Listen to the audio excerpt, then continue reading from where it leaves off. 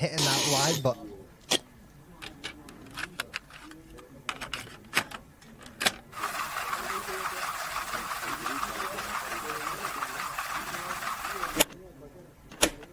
Have you seen that replay, buddy? Alright, man, I'm done talking to you.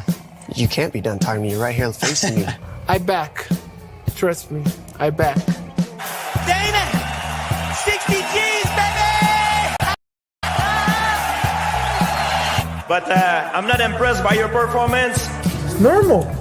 Come on, guys. It's normal. You'll do nothing. You'll do nothing. I'm the man of the hour, Joe. Too sweet to be sour. What you see is what you get, and what you don't is better yet. I'm the women's pick. I'm the men's regret. And if you win against Chael Sonnen, you made a bad bet. I don't have much left to say other than you have seen nothing yet.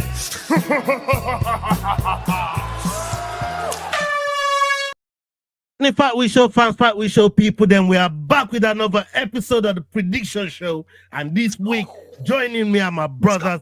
I got my Dane in the house, the Rambling Dad. We got Crossover in the house. I got my boy Sterling, and I got my brother from the South, MMA Normally. How you mans doing? Everybody doing well? Everybody doing good? oh, good brother, well fed, stuffed, good fucking meal with the family, and ready to rock and roll with the boys. Yeah, I see you just talking about beef, biscuit, and all of them something there. You know what I mean? We saw the pictures in the chat. You know what I mean? You're out there making Nick Osterberry's jealous about what you got. I even did Lil Terry proud tonight, son. Yeah, first time. Yeah, absolutely. Absolutely. Yeah, even little Terry was proud. Hey, talk to us about that, man. How you doing? How you doing, Cross? You good? I'm doing good. And like I said, I'm very proud of McDane, you know, getting some nutritious food over there across the pond. I'm proud of you, brother. But I promise you, when you come to the States, I'm going to show you some good food, brother. I'm looking forward to it, bro. Hey, Sterling, what they know about good food, man? Bro, I'm like I said in the chat, that's the most edible shit this dude has posted in there in a long time. That's the most edible thing I've ever seen him post in there. Very, very rarely do I look at McDang's pictures of food and go, damn, I want some of that. But bro, that look. You didn't want that green hot dog? Woo, I'm about to make a name for myself here. I don't know if he's frozen or if that is his reaction to the green hot dog. Like Sterling just hit his first stroke of the show, ladies and gentlemen. Can we get a stroke counter at the top, right? Please hold on. Can we? Yeah. Oh, bro, this dude's frozen bad. Like, Can y'all hear me or no? Oh man, I hope he unfreezes soon. I know. Oh my God. What a pose! What a pose! I'll be honest with you. The worst thing was that Greg Glizzy. That Greg Glizzy to this day still haunts me. But I don't know if Can people anyone know hear this, dude? Stop that! Don't do that to me right now. Don't do that. Don't do that to me. I'm panicking over here. Toss it over to Olin, man. How's the week going? Man, the week's good. Just getting finished up with work and getting to chill with the boys. So it's a great day. Another beautiful day in paradise. It is San Diego Comic-Con week. I was dressed up as Superman / Clark Kent yesterday.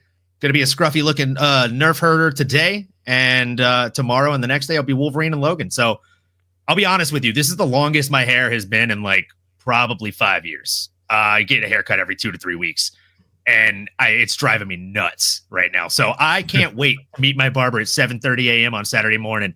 He's doing a special call to the shop so he can make me look like Wolverine. Hold up, you just say you get your haircut every 2 to 3 weeks. I do. Like, either you've got a ridiculous regeneration rate of a hair follicles. I straight razor shave my face every 2 days. You're just spending money for the sake of spending money, bro. I literally straight razor shaved my face yesterday. I think it's the latter, McDane. I like my barber.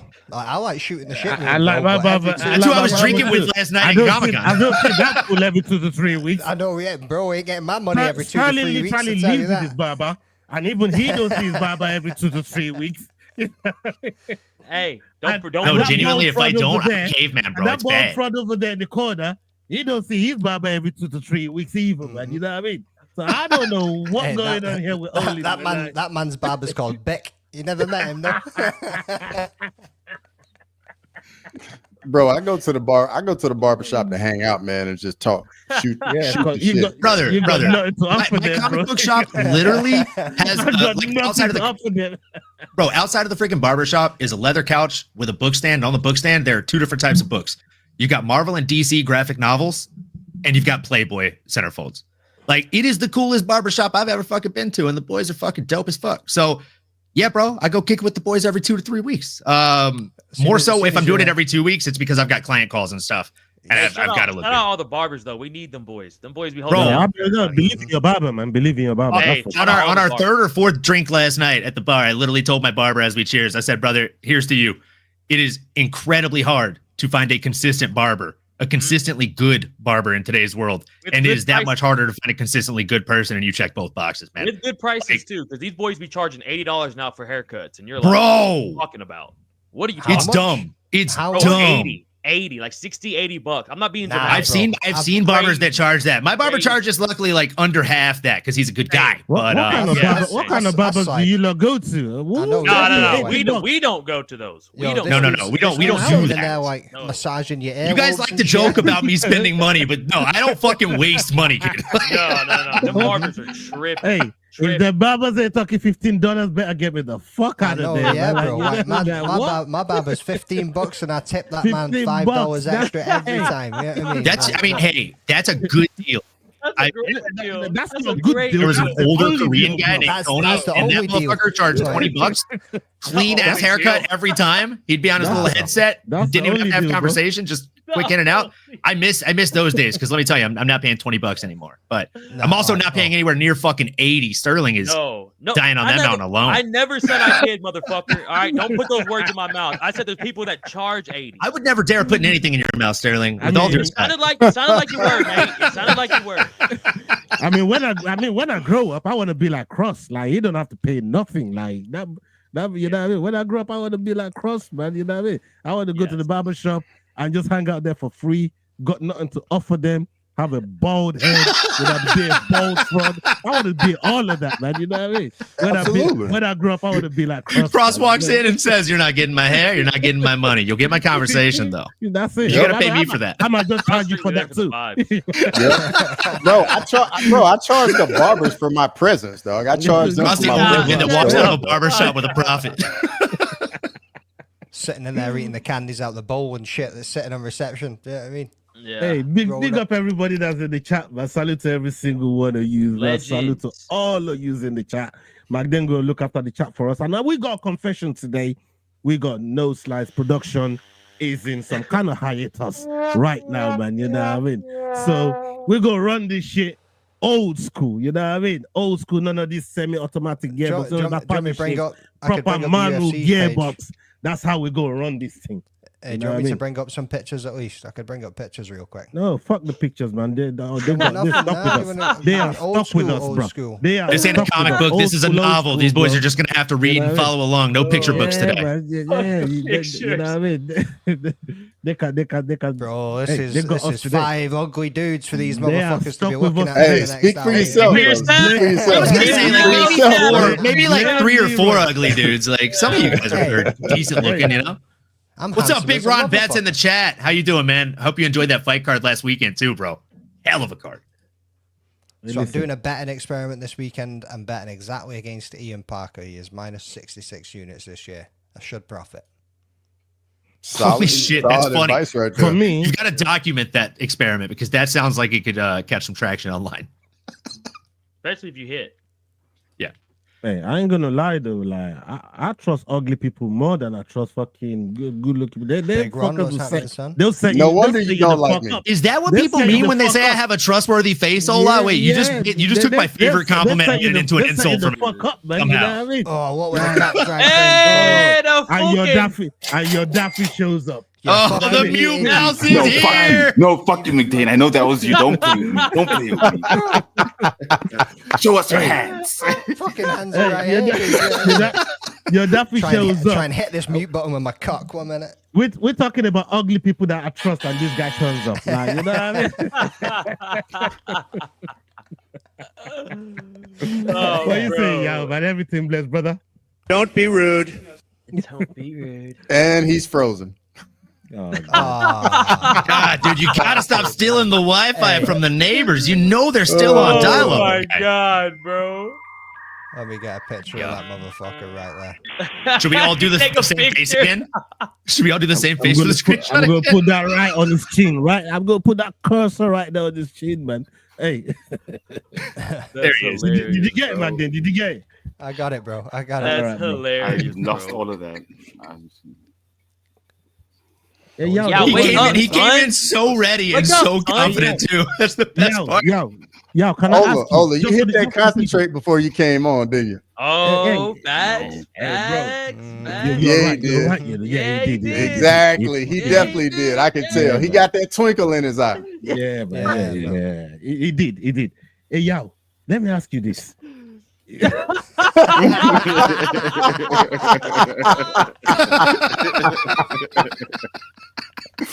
I'm a happy man. I'm a happy man. Happy Hey, dude. hey, yo, is your internet as happy as your scores on the scoreboard, bro? Like, we need to know. Is your internet as happy? There he goes there again. it is, there it is, And he's there it is. frozen again. There Oh it my is. God. That's exactly what it is right there. His Hey, these internet are is some not happy. His awesome neighbors are fucking not clips, happy. man. His scoreboard is not happy. Nothing's happy for y'all right now. But like that's, hey, y'all's in trouble. You know, he's It's just been a tough week, Ola. We all have them. Yeah. Damn, dude, I forgot yet. There's no more top of the table. Yeah, you're right. Speak for yourself. I'm at the top of the table, but I don't know what trouble. I got 99 problems, but top of the table ain't one of them, bro. That's trying to say. Shit. Hey, right now, let's go straight into the picks, and we're gonna do it old school. Like I said, I'm gonna read out the stats, and Cross is gonna hit us with the odds, and then we'll go around the table and pick right down until we get to dog of the week. Capiche, people? Just bear with us. Capiche. Hang in there with us. Make sure Yeah. you're dropping the likes. Make sure you're sharing the video. And this is extra work, by the way. You know what I'm trying to say. So you love better appreciate it, man. You love better appreciate it. Okay. Let's go on to the first fight on the docket. Let's we still got pronounce this one. Oh, fuck. We got Martin Baudet versus Marcos Buchecha. Marcos Buchecha coming in with a record of 5-1. Baudet with a record of 15-2. We got Baudet fighting out of Slovakia, and we got Buchecha fighting out of Brazil. What are the live odds on this one, please, Cross? Martin Baudet is a plus 245 underdog, and Marcus Buchecha is a minus 305 favorite. Okay, we'll come to McDane. Bro, Dane, Baudet has got all the experience in the UFC, and I feel like every time I say this about a fighter recently, they seem to go down the absolute pan. You know what I mean? But he's gone up against fucking Andrei Arlovsky, Lucas Brzeski, Chris Barnett, like Jake Collier, like. But then you go and look at his opponent, bro. You know what I mean? Buchecha, however the fuck you say that. Yeah, I mean, that's why I wanted Sterling to do it. I agree with you. I agree with you. Yeah, that man right there is one scary looking dude. You know what I mean? Coming over from one championship, joining the UFC, making his fucking debut, and this dude just murks people, man. You know what I mean? Whichever way he goes for it, and his jiu-jitsu is fucking legit too. So I'm going with the favorite in this one, boys. Okay, Cross. Yeah, I'm riding with McDane here. I think Buchecha comes in, gets a submission pretty quick, and it just makes quick work of Martin Baudet. I think he gets the takedown at some point, and it's just a hot knife through butter, and he gets a win his UFC debut. Okay, what are you saying, Sterling? Fuck, I'm trying to pull up the picture real quick or his name so I can try to say it, but I'm gonna go with the boys just said right here. Dog. Old school, brother. I'm going with the boys on this one right here. I think what McDane said, Cross already summed it up right there. I think he's gonna come in here and we're probably gonna get a finish in this one. Shout out to heavyweight starting out the night, son. Yeah, for real. Is Yao alive? You alive, Yao? Eventually, I sorted out my bloody freaking Wi-Fi, but let's go. All right, who are you going with? I'm going with the favorite Buchecha. As much as he's in a debut fight in the UFC, the most recent loss is to the one championship heavyweight champion, Rug, who's an absolute beast. He's a unit. So if he has gone through that adversity, and I watched the weigh-ins, Baudet is looking very Baudet-licious, I'm going to go with Marcus Buchecha for this one. Okay, is it Rug or Rug? Honestly, I'm not sure. Hey, I was about to say I ain't never gonna concentrate speaking people. Shout out to concentrate. You know, you guys are making me feel some type of way because I haven't had anything since Monday. But let's get it. Hey, bro, you never knew you had anxiety until you hit that fucking concentrate. You know what I mean? Let's come to Olin, man. Olin, what are you saying, brother? Baudet? Well, I mean, look, I don't know if it's Rug or Rug, but I can tell you, y'all is definitely feeling Baudet-licious right now with that Wi-Fi. Look, dude, I'm going to call a spade here at the risk of making yet another bad joke this early on in the show. I like Martin Bidet. I think he has fought a who's who. I think McDane is definitely onto something when it comes to the experience discrepancy. You're talking about 3 times the level of professional experience in the sport of mixed martial arts. But I can't help but think that Martin Bidet is going to go out there and have a bad day. You know what I'm saying? I just think it's going to be a bad night for him. Marcus Buchecha is too strong, and the grappling is going to prove to be a real problem. I think he's going to submit him early in the first round while both bodies are still pretty dry.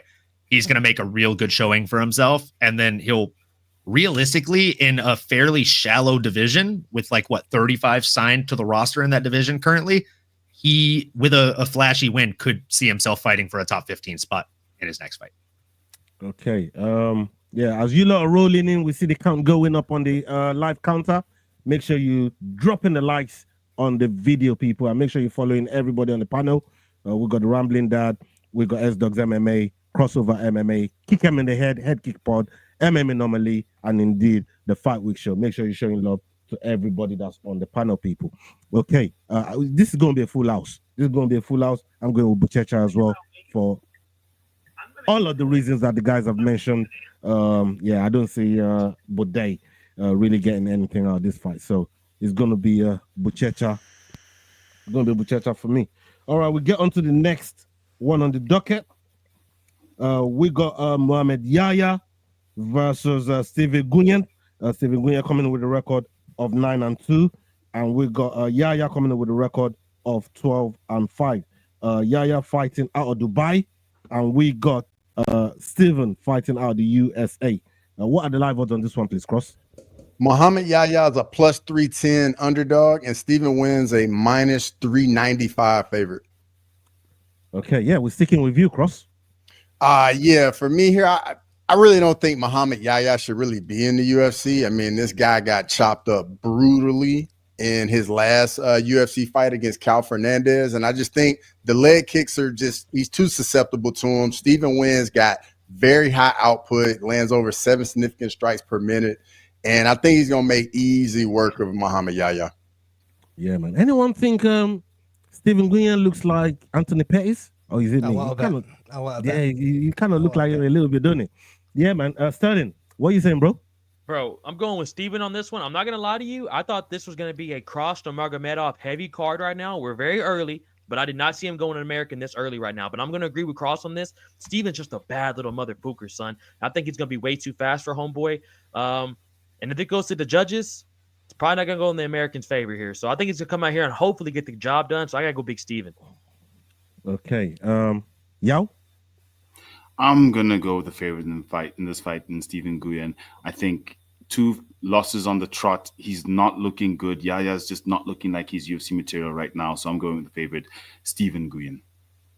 Okay, Olin? Yeah, I think outside of it going the distance, Steven Nguyen should win this fight. It's his fight to lose out there. Muhammad Yahya has proven time and time again that he either gets lucky or he looks like he doesn't belong in the UFC. I think this is going to be exactly that again. He either gets lucky with a gifted decision in Abu Dhabi, or he goes out there and gets finished by a better, younger, faster, sharper fighter in Steven Nguyen. Yeah, man. I feel another full house coming, man. I'm just gonna cut this shot and go with Steven. What's McDane saying? Oh, and took the words out of my mouth. I mean, and Goyen's going to get the fucking finish. If he doesn't, there's always the chance of robbery given where we are in the world. You know what I mean? But he should be able to go out there and get it done. Yeah. What happened with him going, bro? So he won the Dana White Contender Series, 3 and something years ago? Mm-hmm. And then he never got into the UFC, never had a fucking fight. And then he came back and won again. A year and something ago and got into the UFC. What happened in that time? Was he injured or what? What went down? No idea. I didn't hear about any injuries or anything like that, so I'm not really sure. Maybe they were like contractual negotiation holdups or something like that with his management team. Because outside of an injury, I think that's got to be the only kind of thing that could have held it up. Maybe they negotiated themselves out of a contract after that first win. Maybe. Yeah, man. All right, let's go on to. Go ahead. No, I was just going to say, let's go on to the next one on the docket. We got Ibo Aslan versus Billy Elekana. Billy Elekana coming in with a record of 7-2, and we got Ibo Aslan with a record of 14-2. So identical records Ibo Aslan fighting out of Turkey. We got Billy Elikana fighting out of the United States. What are the live odds on this one, please, Cross?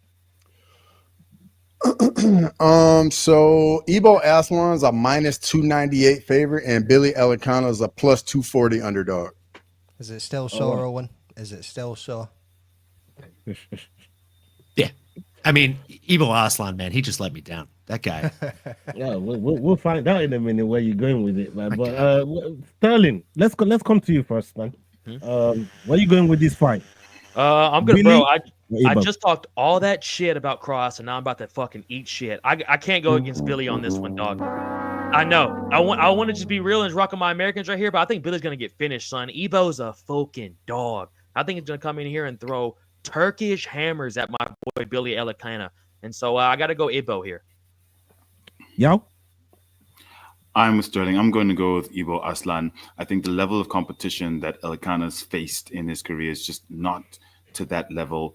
And Aslan's a fucking monster. Like, I saw him at the weigh-ins. He's looking ready, looking cut. Only one fight, lost to Ion Kutalaba. That's a loss you can take. So I'm going with Ibo Aslan this fight. Olin? I had Ibo Aslan last season in my fantasy league. He was my lowest scoring fighter. I think he had me 5 points. So I'm not a big fan of his these days. That's why you're going to pick against him, right? In this fight, I want to pick against him, but I just it doesn't make logical sense to. He's 14-2 against an opponent that's 7-2 and fought lesser opposition. And Billy Elikana looks undersized for the division. He looks like if he got the right nutritionist, he could probably cut down to another weight down there. Grimy, don't do that to yourself, man. That's based on what you search, what you look for. Don't do that. Go to the next comment. Exactly. Oh, there you go. Bingo. That's too well, brother. Exactly. That's facts, bro. You might be getting sponsored. That's nasty work, man. What Dix Insiders say here. Question: how many panelists now know Ibo Aslan had a really bad staph infection prior to the Kutelaba fight? He posted about it on his IG. No face, so it could be fake. What do y'all know / think? He did say he had a really bad staph infection. He said he didn't feel 100% at all going into that fight. But I mean, I don't weigh a ton on that. Like, Benoit Saint-Denis has had a staph infection every single time he's made that walk to the UFC. I mean, that's like, I wish I was making a bad joke. I would have hit the drum snare, but that's actually a fact. It's not a joke if it's true. So I don't put a ton of weight behind that. And also, if you're walking out there with staph, you had staph walking into that fight. You could have pulled out. Dana doesn't like it when you pull out, but he likes it a lot less when you lose, especially if you're supposed to be the next big thing. So I'm going with the new shiny toy. I'm against my better judgment picking Ibo Aslan fucking again. It should be his fight to lose, but I also wouldn't be surprised if he goes out there and gets outworked by Billy Elikana. Okay. I've been torn about this because both of them are coming off losses, and I understand the level of competition that both of them is faced. This is where I get stuck. Is the size difference going to be too much for Elikana, or will the speed of Elikana be too much for Ibo Aslan to deal with? And this is where I'm getting. You know what? I'm gonna go with my first underdog here, man. I'll go with Billy Elikana. Yeah, what I'm the gonna go with fuck? Billy Elikana here. Yes. Dog of the week. Oh my god! Hey, boy, don't put that pressure on me. I just said Not dog of the week. He's Don't put pressure on it. No, don't put pressure on it. Chest night. Don't put pressure on it. Hola, you might as well go ahead and put that pick in, brother. Pressure makes diamonds, bro. Pressure makes diamonds. And we saw what happened to the diamond this weekend. Diamond Stop it. jumping. Too soon. You know what I Too mean? Like, hey, Too soon, brother. Diamond be getting silly and jumping the gilly, but you know what I mean? Diamond be pointing to the center spot. 10 seconds to go. I'm bitching out. No. Yep. Just chill, people. Calm down. Yeah, I just said I'm going for my first dog. I'm gonna remember that, and when I do meet you in person, Ola, that's just one free slap your way. I'm sorry. Text Insider, so let the man donate in peace. Hey, listen, Olin, you went here on Wednesday when we absolutely ripped Dustin Poirier, man. We ripped him a new one. I'm not ashamed of it neither. You know what I mean? Oh, like Cross enjoyed every bit of it. My God. Yeah, Cross always does, bro. He's got the biggest spoon in the world. If you asked me earlier, if Crossover rolled up to Comic-Con, who would he dress up as? He would just put on a chef's costume and carry a very large spoon because that'd be his superpower. Just stirring the pot better than anybody else that's ever fucking existed. That is his superhero name. Suck my balls. Olin. Meanwhile, Olin was over here stirring the whole pot on Dustin Poirier while he over here trying to throw me under the bus. That's his superpower, just throwing people under the bus. Meanwhile, he's the main one. As long as it's somebody else's boy that's getting beat up, Olaf's having a good day. He's like that. Yeah. Oh, you're damn right about that. You're damn right about that. I know. You're damn right about that. Okay. So yeah, I'm going with Billy Elikana. Don't put that pressure on me. Let's see what McDane is saying. Where are you going, McDane? Damn well ain't fucking following your footsteps anyway, I'll tell you that. You know what I mean? Ibo Islam's going to come out like a fucking man on a mission. You know what I mean? Especially, again, geographically where it is, he's going to come out, he's going to look for a finish, he's going to try and get the fucking knockout, and he's just going to be absolutely swinging. My only concern would be if it did go over the 3 rounds, Billy Elikana could start just kind of working it range a little bit and putting it on him and just trying to pace it out over the 3 rounds and winning it via points. You know what I mean? But I feel like he's going to get KO'd before that anyway, so I'm going to go with a safe bet on this one. Stick with Ibo Aslan. All right. The last bottomman. Hey, Sterling, don't say I didn't want them, Sterling. You know what I mean? I tried to warn them. Yeah. Look, real quick, I am going to follow that bet, Dixon Cider. I'm following the fuck out of that bet. Look, the fact is, Ola's at the top of the table, so y'all should listen. Just saying. If we listen to you, where would we be right now? Exactly. You were at the top of the table at one point. Nowhere good, son. Look, you're fortunate you're the only one who can talk to me right now. No one else can. But all I'm saying is, Ola makes a good point. If you listen to Yao's picks on the show, he will get you a very, very quick one-way ticket to be high-fiving Jax in the basement very soon. Yeah, dog. So let's just call it as it is. What's ironic, Olin, is my picks on the show are always more accurate than my picks on the card that I actually submit. That's what I used to tell Ola. Never change your picks to Mr. I don't change my picks. I don't change my picks. I don't change my picks. Man, don't stop. Don't start capping on the show this early now. That's got to be part of the soundboard. I don't change my picks. Hey, listen. All right. When I do change them, it be the right ones. You know what I mean? So calm down. I think so too, Dan Butthole. I've not heard him say a word for a little while. Can y'all hear me or no? Anybody else hear him? I don't trust you, motherfucker. We got you. I don't trust you, motherfucker. We got you, dog. We got you. Hey, Dixon. Hey.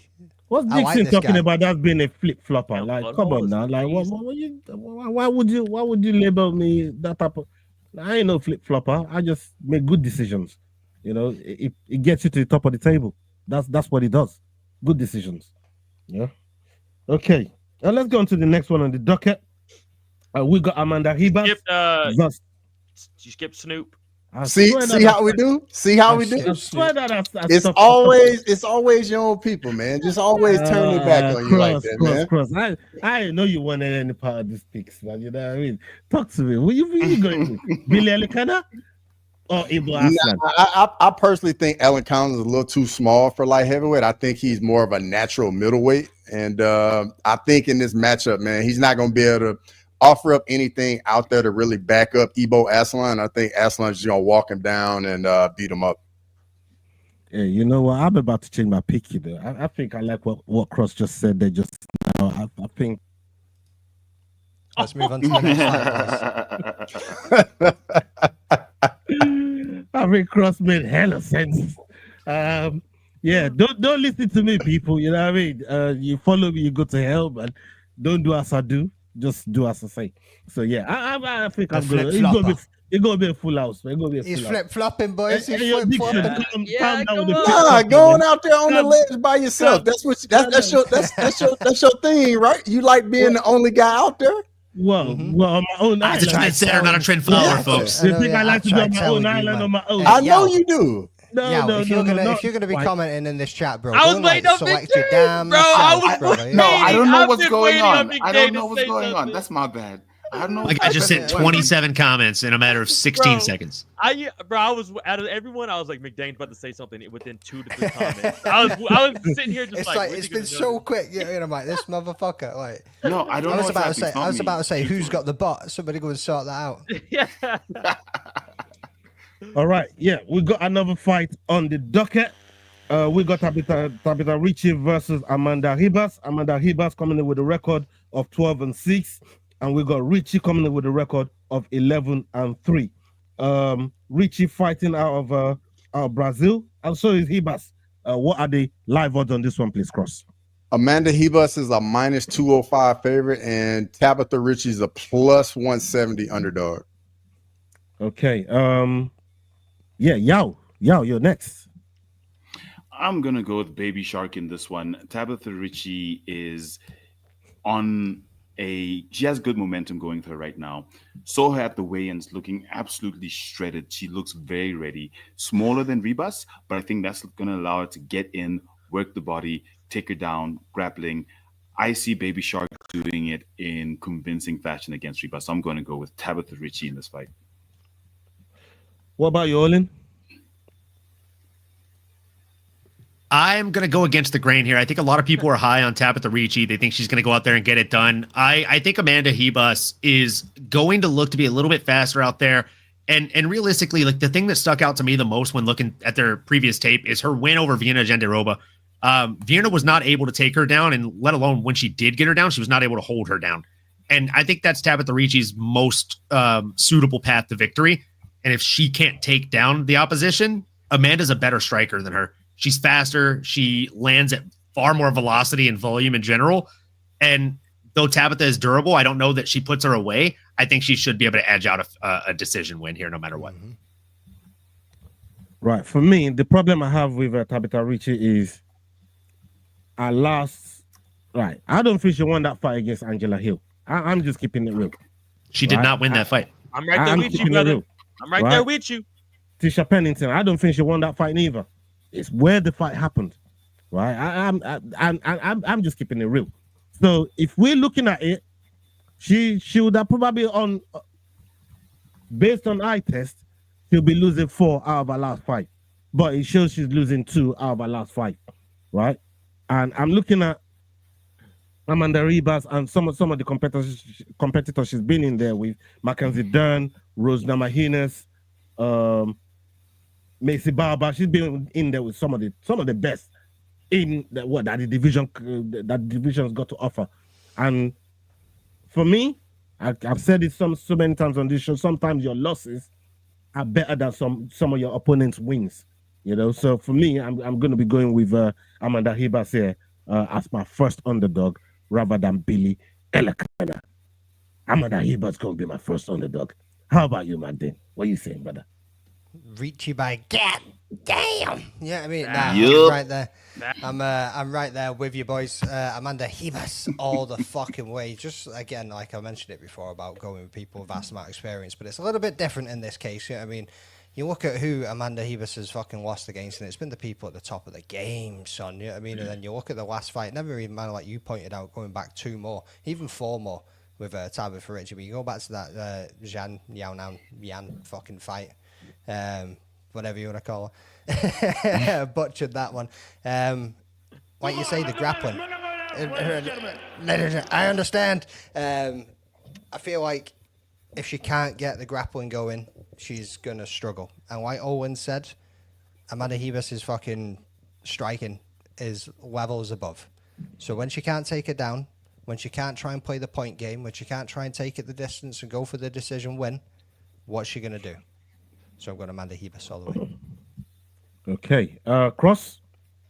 Well, first off, I think this is excellent matchmaking for the ones in the chat that know this is a great fight to watch right here. No complaints on my part, but yeah, I'm kind of with you guys, man. Hey, this matchup is way better than Power Slap. This matchup all day, brother. Take me money. Definitely, but in this matchup, I mean, I'm kind of with you guys, man. I think Amanda Ribas fought the better competition. Ricci struggles getting the takedown, but on the flip side, Amanda Hebus likes to take the fight to the ground. So I think at some point this fight will end up on the ground. So Hebus will definitely have to. I think she needs to just stay away from that and just keep the fight on the feet. But give me Amanda Hebus as well. Yeah, I think Hebus is a better boxer as well. What with Sterling? What's your thoughts on this? I'm with you, boys. I mean, y'all pretty much nailed it. I got Hebus. The fans win this fight. This is one women's MMA fight your boy will not complain about. I'm excited for this one. Shout out Dana and Hunter for putting this together for the boys. That's what's up. Okay, let's go on to the next one. We got Damon Blackshear versus David Grant. Come on. Damon Blackshear fighting out of the United States, and we got David Grant fighting out of the United Kingdom. They're coming in with a record of 17-7, 1 no contest, and we got Grant coming in with a record of 14-7. What are the live odds on this one, please, Cross? Davy Grant's a plus 295 underdog, and Damon Blackshear is a minus 375 favorite. Okay, Olin, we'll come to you. This is one of those fights that I'm more torn on the outcome of than any other fight on the card. I genuinely think that Blackshear is the more well-rounded fighter. He's obviously the younger fighter by fucking 9 years, almost a decade of difference between these guys. But that decade of difference in age also comes with a wealth of experience for Davy Grant. It's crazy because you look at them, they almost have the same exact number of fights. Damon Blackshear actually has more professional fight experience than Davy Grant, but it's who he's been in there with versus Davy Grant. Davy Grant has been in there with absolute studs, absolute like killers of men. And he always seems to find a way to beat guys he's not supposed to beat, right? Mm-hmm. It's typically the ones in which he's most outmatched seemingly on paper that he shows up guns blazing and just starts working the body of these guys and makes them look like boys compared to men out there. Now, can he do that to Damon Blackshear, who's going to constantly be threatening the takedowns? I'm just not 100% sure. Damon is long, he's lanky, he's got a decent reach advantage on him. And I say this every time we talk about reach disadvantages. It's one thing to have that reach advantage. It's another entirely to know how to use it. Damon Blackshear, unfortunately for Davy Grant fans like us, he does know how to use that reach. Against my better judgment, I'm going to pick with my heart on this one. I think I'm going to go Davy Grant. But, I mean, if you ask me again in 5 minutes, there's a chance gun to my head I say Damon Blackshear. Like, I've changed my mind on this fight so many fucking times. No need. Yeah, no, you know what? I'm not gonna kill you too much on that because I watched your show yesterday with Cross, and I saw both of you was in pain over this very fight. Both of you, you know what I mean? Both of you. I'm always going to keep it real. No. Like I said, you know, I know both of you was in pain over this fight. Yeah, and I've gone back and forth on this fight, but you know what? I'm gonna go with Damon Blackshear on this one, man. I like Grant. I like Grant a lot. I think Grant got that dog in him. He'll bring the fight. But those type of fights as well, I think excites Damon Blackshear. He brings the best out of him. You see the best out of Damon Blackshear in fights like this, man. So this is one that I'm definitely looking forward to. But I'm going to go Damon Blackshear on this one. You're not going with the older guy? No, how you like going with the older guy, man? That's not like you, brother. What's going on? Hold on. I'm not the one that sits here talking about Father Time all the fucking time, bro. And you always take the older guy, right? No, I don't always take the older guy. Father Time's the only other undefeated fighter. I just don't always diss the older guy. You do. I don't diss the older guy. I don't take him all the time, but I don't diss him. You do. That's in Cross's nature, for sure. That's a you problem, Cross. And one day you're gonna be old too. One day you're gonna be old. What do you mean one day? What do you mean one day? Yeah, I mean someday. One day. Someday. Yeah, man. I hope I'm here for it too. I hope I'm here for it. I'm gonna chew you up. McDane, please.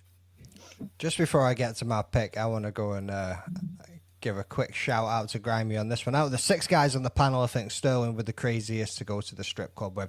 Do you know why you're wrong, brother, and why you're a bad judgment? He ain't gonna spend no money. This dude ain't gonna turn up. This dude ain't gonna. I was gonna say he has to show up, bro. Yeah, he ain't gonna show up, and he ain't gonna spend no money. And I mean. I think he'd make the dress code, but I do think they wouldn't let him in because last time I checked, I don't think they allow folks in that are drinking Capri Sun. I thought you were gonna say there was there's a height limit. You need to be so tall to get on this ride. He'd hit his head on the ceiling. Poor guy. He's like 6'8", right? Yeah. Hey, you just dropped that comment and you say, I ain't even gonna say nothing. I ain't even gonna say nothing, but you know what I mean? I'm not gonna say I'm not gonna add any more. Bitches be thinking he's the pole, you know what I mean? He'll be in there like, oh my god. And Grimy, if you think Sterling is gonna be the best to go to the strip club with, then you need to get out more, bro. You need to see Yao's retweets. He's the wildest motherfucker in this bitch. Yeah. Oh That's definitely the wild card. Yeah, that's definitely the wild card. Hey, I'm gonna tell you this, boys. When I do go to the strip club, I'm not there for dances. I'm headed to the back room. You ain't seen some of them things that are Crosby sending in them DMs. Like, bro, trust me, like you talking about. Don't air out that laundry. Don't air out that laundry, Ola. That doesn't make for a good time. That just means you ain't gonna see this brother for like 4 to 6 hours. You know what I mean? Like he's gonna be like, peace. I'm taking me, my Capri Sun, and Samantha to the back room. All you're gonna see is some bitch run out the back room screaming, and him coming out of his pants around his ankles going, I thought it was cool. Yeah, buddy. Man, dude, I look so forward to get on here and just chop it up with my boys. God damn, man. Just love hanging out with you guys, man. Where else would I be with friends like you guys? You know what I mean? I hate you guys. Yeah. That's good. That's good. We hate you too. McDane, you were saying. Dangerous Davy Grant all day, son. You know what I mean? 39 years old and ready to come in there and absolutely fucking kill it. Dude is lightning fast, even though he's like fucking 39, as I just said. Those teep kicks up the fucking middle. He's going to catch a man's body left, right, and center. And Damon Blackshear ain't going to be able to take him down and keep him there, son. So I see no danger for Dangerous Davy Grant in this one. Okay, my Cross.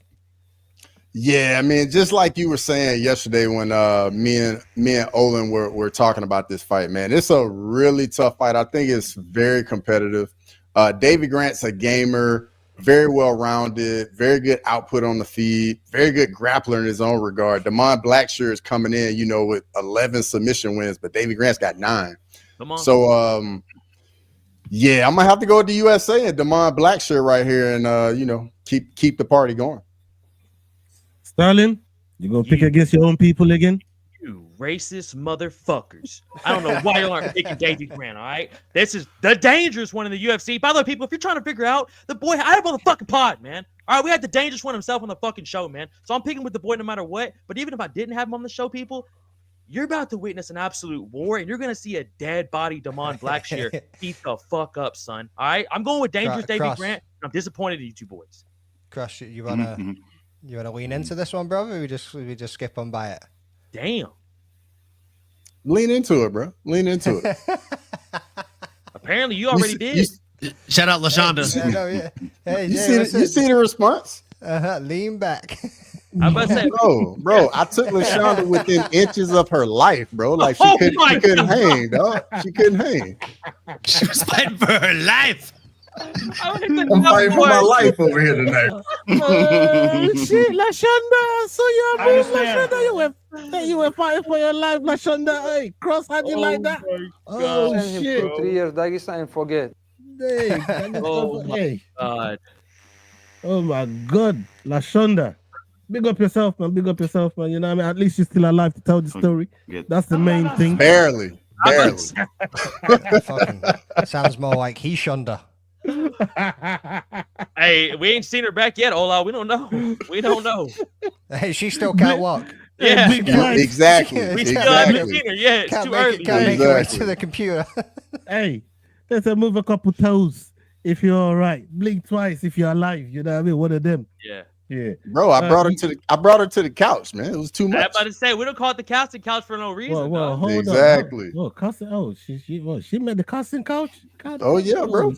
Oh shit! What? Hey, you hear that? Wow. Any one of you lucky motherfuckers could see that couch. Any one of you. Hey, don't come crying to me, man. When child support comes knocking your door, blood, you know what I mean? Like, I already paid child support on Leroy's babies. I don't want to pay no more child support on nobody else. You know what I mean? I already paid child support on Leroy's babies, man. Don't bring the child support to my door, man. When they come knocking your shit. Okay, yo. Hey, Sterling, you been? Yeah, you been. Yeah. Reindeer rider. Yo. I'm gonna go with the monster. I hear what you guys are saying about David Grant, but I don't buy any of that. I think the monster is gonna use his reach, use his. And that was Keith. What the fuck? Just been waiting. He must be having internet problems again. You know what's wild is it's a miracle my internet didn't drop me rather than McDane. But I'm gonna go with the monster on this one. I think he gets it done in the second round. You're fired. Get out of here. That's crazy, dog. I see how it is over here. Big Donald I see how it Trump's in is. Scotland, boys. Who landed today? Wait, what's T Daddy Trump doing over there, dude? Playing golf. T Daddy. Playing golf. Yeah, he does got a golf. He got a golf course over there, don't he? They tried. Yeah, Scottish government tried stealing that shit. Apparently, he's coming to like 5 minutes away from my house. They're like blocking off entrance to the public and all sorts. Like nobody. You know, they tried jacking that shit off of him, innit? They tried jacking. They tried taking that golf course off of him, man. And Trump went having none of it. He's like, hey, listen, we gonna go to court over this, man. That's my land. You know what I mean? But yeah, man. Dick's Insider with the fucking facts. Big up Trump, dude. If you're not following Dick's Insider's bets, you're just limiting your money intake here, folks. This guy hits all the time on these. Yeah, man. For real. Listen to him. Okay, let's get on to the next fight on the docket. We got Muslim Salikov versus Carlos Leal. Carlos Leal coming in with a record of 22-6. We got Muslim Salikov with a record of 21-5. Muslim Salikov fighting out of Russia, Mother Russia, and we got Carlos Leal fighting out of Brazil. What odds? What are the live odds on this one, please? Muslim Salikov is a plus 400 underdog, and Carlos Leal is a minus 535 favorite. That's an underdog and a half, boys. Yeah, for me, this is going to be my second underdog of the card. Yeah, when you want to talk about Father Time and you want to talk about the old boy, yeah, I ride with Muslim Salikov. Salam alaikum wa rahmatullahi wa barakatuh. Alhamdulillah. We're going to go with Muslim Salikov over here. What you saying, McDane? What he said. Yeah. I mean, what he said. Nah, bro, the king of Kung Fu. Let's go, baby. Yeah, I mean, the king of Kung Fu coming up against Carlos Leal. Don't get me wrong, Carlos Leal can look like a little fucking bit of a monster when he comes out there. But then you also see him up against the likes of Renat Fakhretdinov. And he fucking lost to that man. And you look at Muslim Salikov's record, and again, vast experience in the fucking UFC. This dude is going to fucking school the lion. You know what I mean? And a win over Alex Morono, as Shania Twain once said, that don't impress me much. Take it easy. You know what I mean? Brett, pass that over to Cross because I ain't got shit else to say on that one. Yeah, in this matchup, I mean, I'm gonna speak on Carlos Leal real quick. That loss to Renat Fakhretdinov was a highway robbery in Abu Dhabi last time, and I think that experience from him, he knows that this fight can definitely not go to the judges, and I think he goes in there and he's got to get a finish against Muslim Salikov. So give me Carlos Leal to get it done. Who's more likely to get finished out of both of them, though? Yeah. King of Kung Fu, son. King of Kung Fu, man. What are you talking about? But kick him in the head. Sterling, what are you saying, bro? Dog, I'm going with the King Kung Fu in this one. When you see this man and you hear his name, you think he's going to be a wrestler. And then he gets in there and throws some of the craziest strikes you've ever fucking seen. So, Alhamdulillah, Allah, I'm going with the fucking King of Kung Fu. That's not offensive. it. Did you just talk about Cajun sausage? Did you just say andouille? I'll stop through that for what you just said right there. I just did what Allah did. I did what Allah said. He said, Alham andouille Allah. What did you just say, bro? Look, bro, you can't play around with them, dog. Like they'll take you out for stuff like that. Man. You can't play around. We don't mess about. We don't. Alhamdulillah. I thought I was giving respect to it. I was like, I'm about to press the voice with my respect to the fucking. No, bro. You just play about Allah. You spoke Arabic when other people were speaking Russian, bro. They don't play about Allah now. We don't play about that, bro. Allah is not a joking matter. Look, I was trying to give respect to Allah, but unfortunately, I messed that up, and that's on me. You know, we'll work on it. We'll work on it after the show, but you know you done fucked up. You done fucked up, AA Ron. Alhamdulillah. Is that it? Allah. You done fucked up, AA Ron. You know what? I don't know, man. Give me the King of Kung Fu. Send your ass to see Principal Oshag Hennessy.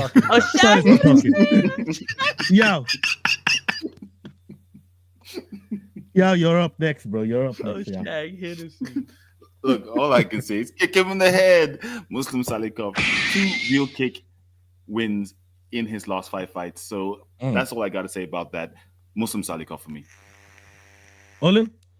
I mean, this guy just took my thunder. He took the words right out of my mouth. Like he said it himself. He has 2 spinning back wheel kick knockouts in his last 5 fights. You'd be hard pressed to find another human being that has 2 spinning back wheel kicks in their professional career. The dude not only throws unorthodox shit, but he throws it at the perfect timing and the perfect placement. And he does it when you least expect it. That's what I mean by perfect timing. I wholeheartedly could see the first 2 rounds actually going to Liel, and then him just getting knocked out in the 3rd round by something he does not see coming. It could be a spinning back wheel kick. I could see him throwing like a rolling Sabat back kick to the body, like GSP style, and rocking him and then just following up with ground and pound.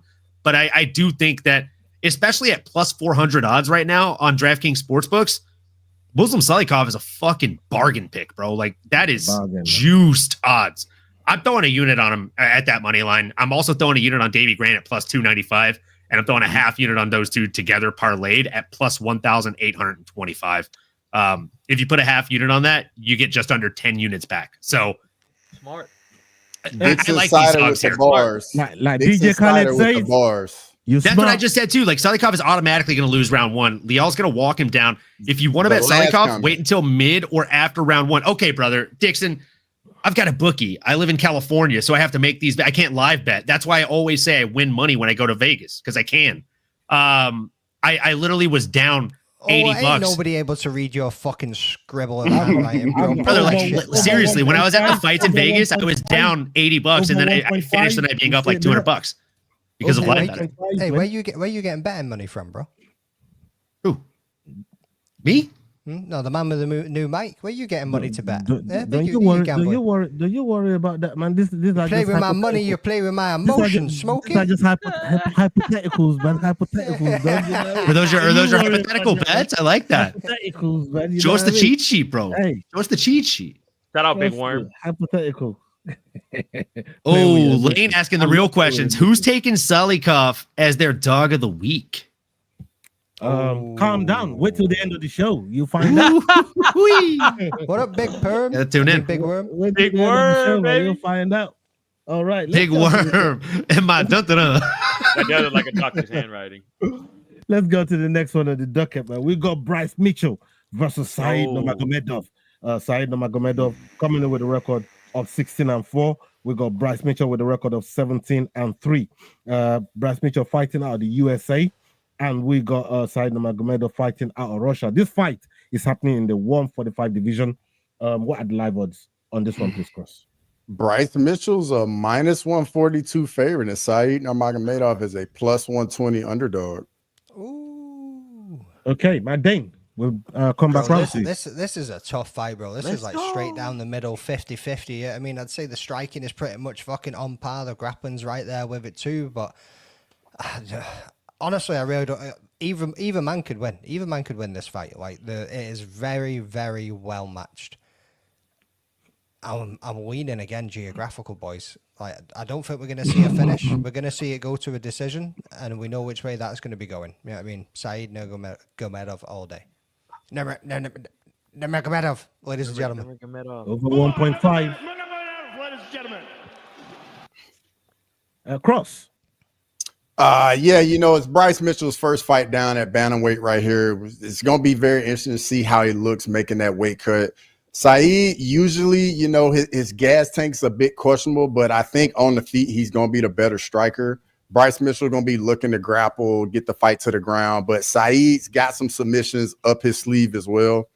And I can see this going a lot like Bryce Mitchell's last fight, him shooting, going in the clinch, going for a takedown, and Said snatching up a choke up against the cage and getting that finish. He's done it a few times in the UFC. I mean, the name, crossover Nurmagomedov. I'm going with Said Nurmagomedov. Wayne, I don't think he has choked out any big game, but I've seen him punching a pig. And he picked up a dead squirrel for extra calories. Yeah. He took some roadkill home. Yeah, Sterling, what you got? He didn't even break that pig's skin, though, bro. Doggy, I'm 1000% going Bryce Mitchell on this. I already knew who Big Cross was going with, but y'all do make valid points though. This is really a pick'em fight, and this is his first fight at bantamweight, so I have no fucking idea how he's gonna what the rehydration is gonna look like for him. He looked good making the weight, but bro, Said's a fucking dog. But I'm no matter what, dog. I'm going with Arkansas' own fucking thug nasty Bryce Mitchell. Arkansas, baby. It's from Arkansas. Arkansas, yeah. Why are you calling it Arkansas? That's what I was about. That's what we call Some it. of us call it That's Arkansas. people. Yeah, some What? people Who say calls it Arkansas. Texas. It's like a joke. It's like a thing joke. in We the say it- South. It's a thing in the We South. say it like that on purpose. Because they're stupid. Okay. Oh, hold on. I mean, you don't want to do that, bro. You gonna diss where the man came from and then pick him? And then pick him. What you doing, bro? Hey, Look, hey, if he, I'm if a he bit does win, stupid if he does myself, win this boys. fight, do you reckon he whips out a Bible, or do you reckon he wants to make it home nice and safe? Oh my god. I think he whips out a Bible and says Alhamdulillah. Wow. Yakram. He better do that. Yakram. Inshallah. He gotta do that, man. You know what I mean? Otherwise, Comes out, starts speaking Russian. He can't do that. He spoke Arabic to a Bro, that Russian was fucking so interviewer, bro. funny. That was Man so does shit funny, he bro. knows he's not supposed to do. Hey, listen, if you don't do that, he might just get to meet his personal Lord and Savior Jesus Christ. I'm just Bro, saying. did y'all hear that story about him in the locker room naked with those 6 Muslim dudes? Yes. Bro, that was hilarious, bro. That might be the most Bryce Mitchell story. Bro, that was hilarious. We don't say Arkansas in the South.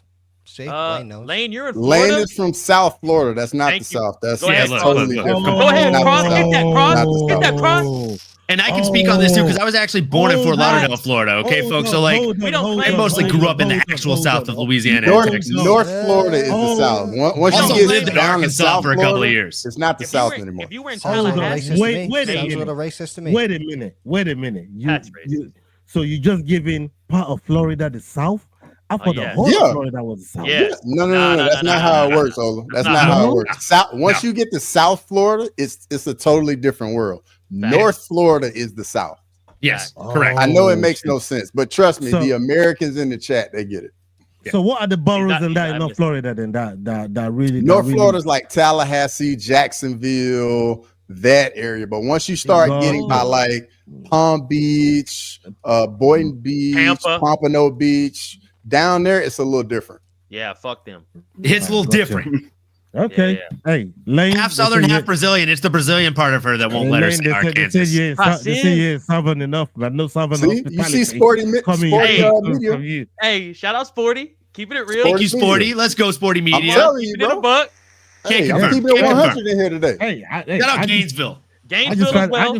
I just try to figure it out for the people that really know the Florida politics. Pies. You know No, what I mean? no. We won't take any Southern California slander here. Don't do that. What did he say? Don't do that. Seeing Gainesville, is everyone just walking around absolutely jacked? Hey, Oh. hey, that is where the Florida Gators are, dog, and everyone Yeah. is pretty jacked. And them boys just stacked Oh, up. they eating all them gator meat there. Yeah, they stacked all right. up. Yeah, man, stacked they're the swamp guys here. They're the ones in the swamp. Love the Yeah. swamp. Don't they eat all them big old snakes over there as well? They got them fucking pythons. Oh, brother, and I mean, in the deep Python? south, you eat everything, brother. I've eaten Mhm. turtle, Yeah, squirrel, very rabbit, true. gator, Raccoons. snake, Yeah, raccoons, Raccoons, all that. frogs, skunks. all that stuff. Armadillo. Oh, I'm a Little dealer. alligator sauce pecan, little crawfish étouffée. I There's a do bon like temps roulé, armadillo. mon ami. I like armadillo still. Armadillo. Armadillo, will you cut that shit out? Armadillo, I've actually never had. Yeah. Hey. Make a It's bowl nice. out of the shell or what? Like, Dog, look, it might Dude, give you my- leprosy. My grandpa used to hunt turtles, and his coffee table was a 240-pound alligator snapping turtle shell. hunt turtles sounds like the easiest fucking thing to ever A do. 240-pound turtle that can bite your hand off with No, bro, relative those, ease. yeah, them things are Yeah, dinosaurs. but those They're ones- literal What? Are you dinosaurs. talking about the They snapping moving that turtles? fast. What, They moving that the fast. snapping Alligator ones? snapping turtles. They've got spiked Bro. shells and look like Yeah, I fucking don't want no dinosaurs, and they weigh problem. over I don't want no 200 problems pounds. with that one. Dinosaurs. You don't want no problems with You don't them. want problems. The with them guy over that there. raised No. my mom, no. I kid you not, like this dude, like he wasn't my blood grandpa, legit had webbed toes, would dive in there with a fucking Bowie knife and come up with a fucking turtle bigger than him. No way. No. Oh, he's doing Brother. it in the water. In Brother, the water's look, a different dude, story. Bro, dude, look. One of my favorite stories of my Papa Rufus, rest in peace. We went to visit him. I was probably like 8 or 9 years old. We're there waiting for him. And his wife's like, oh no, he's down at the bayou. He's hunting some turtle shit. And he shows up like maybe 2 hours later. He gets there, guys. I shit you not. From here to here is just flaps of skin. It's split open. He walks in, blood just pouring out of his shit. Doesn't look concerned at all. He's like, Mama, go ahead and hand me the bottle of whiskey and some sewing thread now. The sewing needle. She hands him the sewing needle and a thing of whiskey. He takes a fat swig of whiskey, takes a sip of his little cup of espresso from the coffee from the French press, pours some whiskey on his open wound, looks me in the eye, and then starts sewing his shit together with fishing line and says, how you doing in grade school there, little Olin? How's the math going? How you doing in science? Hey, shout out to That's Turtle Man crazy. too. That man was like, he's a wild man, bro. Like, but that's how those guys are in the South. Shout out Papa Rufus, man. Bro. Sounds like you brothers are doing it all wrong. I'd just be at like 6 feet away with a fucking spear, just like. Bully knife? I don't fuck that. Yeah, I mean that's white people shit. Like, give me a spear any day of the week. That might be the most white people shit. Usually, I'll argue with you guys in the group chat when you say white people shit, but no, you're right on that one. I'm glad you said it back then. You know what I mean? I ain't want to white say people it. shit, bro. I ain't getting into that. Yeah, I've seen that movie. Bro. Ain't taking my ass first. Nope. I'm eating turtle tonight. Dude, they be pulling out like giant catfish in there too, where like the snapping turtles live and shit, like barehanded, like fuck, like you can't even. Bro, I posted this thing on my story the other day. I saw this white woman telling this great white good boy, what a good boy, and I see that fucking That's white people shit. Right at the end say a bullshit. Yeah. A bullshit. Like this is like no, that was some bullshit, bro. It's crazy. It's crazy. Let's go on to the next fight on the docket. We got Nikita Krylov versus Bogdan Guskov. Bogdan Guskov coming in with a record of 17-3, and Krylov coming in with a record of 30-10. Krylov fighting out of the Ukraine, and we got Guskov fighting out of Uzbekistan. This fight is happening in the light heavyweight division. What are the live odds on this one, please, Cross? Nikita Krylov minus gives 1. Go ahead. The odds. I went Bryce Mitchell in the last fight, but keep going. Nikita Krylov. Sorry, I had to say in the last fight. Snapping Turtles took over the fucking show. Yeah, Snapping Turtles. I mean, it started with the South. It started with the South, and what's not declared the South. You can't blame me too much on that one. Arkansas. I blame Arkansas for the whole derailment. That's on me. That's on the me. irony of the man being in South Africa and it completely still got missed. Yeah, I mean. Yeah, man. Lynn got to get some of that as well, man. Lynn got to get some of that blame too. But Nikita Krylov's a minus 198 favorite, and Bogdan Guskov's a plus 164 underdog. All right. I think Miss Mary, get your ass out of the break room, get home. You got a Comic-Con to go to. Yeah, I mean, what's all this about? You fuck that job, bro. You don't need that job. Facts. Yeah, get home. We got to go. Yeah, Cross, we're sticking with you. Yeah, this is a tough one. I think this is a very tricky one because Krylov is so dangerous, but at the same time, he's so reckless. Bogdan's definitely got power in his hands. Krylov's coming off getting brutally finished against Dominic Reyes in his last fight just 3 months ago.